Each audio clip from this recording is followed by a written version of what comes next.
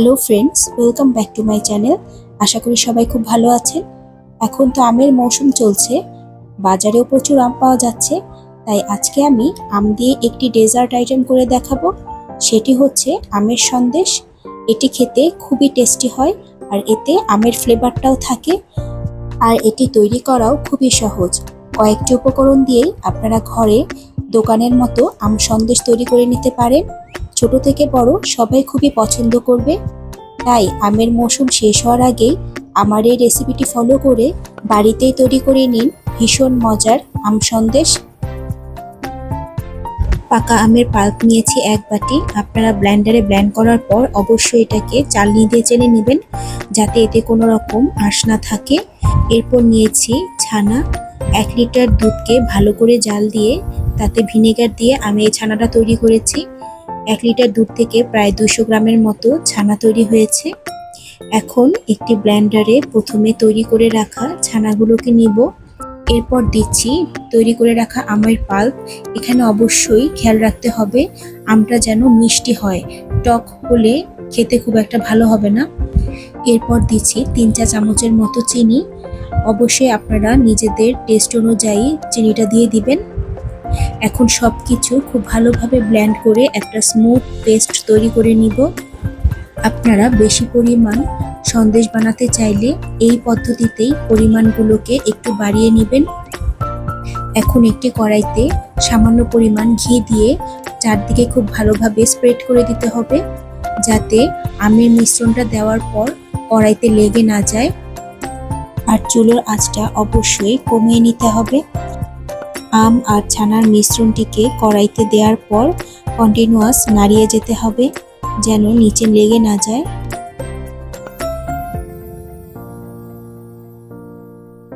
এই পর্যায়ে আমি এতে দিচ্ছি সামান্য পরিমাণ ফুড কালার। এতে করে কালারটা খুব সুন্দর আসবে। এটা অপশনাল, ফুড কালার যদি না থাকে না দিলেও হবে। আবার সবকিছু খুব ভালোভাবে মিশিয়ে নিচ্ছি।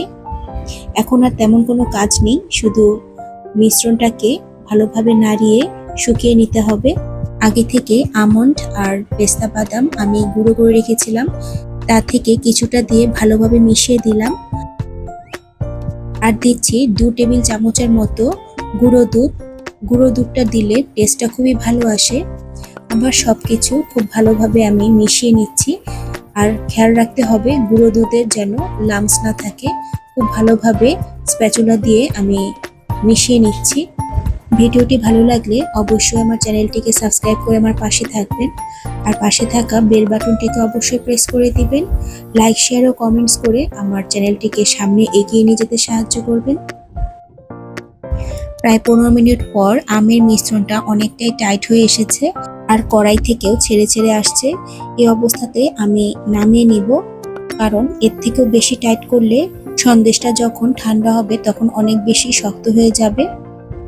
আগে থেকে আমি একটি ট্রেতে ঘি মাখিয়ে রেখেছিলাম, আর এতে আম সন্দেশের মিশ্রণটাকে ঢেলে দিয়ে ভালোভাবে স্প্যাচুলা দিয়ে সমান করে নিতে হবে। এই কাজটা অবশ্যই গরম থাকা অবস্থাতেই করতে হবে।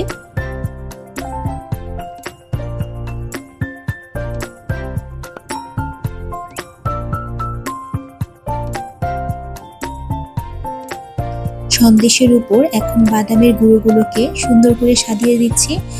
আর এই কাজটা গরম থাকা অবস্থাতেই করতে হবে, কারণ ঠান্ডা হয়ে গেলে বাদামের গুঁড়োগুলো এর উপর লেগে থাকবে না। এখন সন্দেশটাকে আপনারা ফ্রিজেও 2 ঘন্টা ঠান্ডা করে নিতে পারেন, কিংবা নর্মাল টেম্পারেচারে রেখেও ঠান্ডা করে নিতে পারেন। কিন্তু এই অবস্থাতে সন্দেশগুলোকে কাটা যাবে না, তাহলে ভেঙে যেতে পারে।